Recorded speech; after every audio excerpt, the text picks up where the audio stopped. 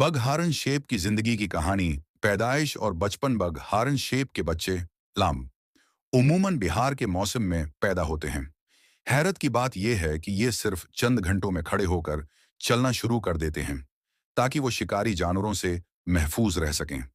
रहाइश habitat.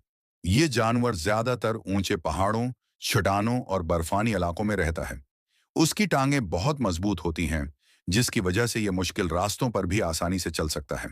खुराक। Bug हारन shape घास, पत्ते और छोटे पौधे खाता है। पहाड़ों में जो भी सब्ज चीज मिले वही उसकी खुराक बन जाती है। लड़ाई और ताकत। नर बग हारन शेप राम के बड़े मुड़े हुए सींग होते हैं।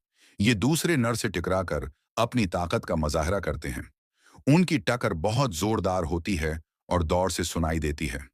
खानदान। मादा शेप ईओ और उसके बच्चे एक ग्रुप में रहते हैं, जबकि नर अक्सर अलग रहते हैं।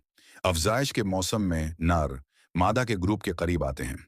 दुश्मन। उनके बड़े दुश्मनों में भेड़िए, शेरनमा जानवर, माउंटेन लियोन और इंसान शामिल हैं।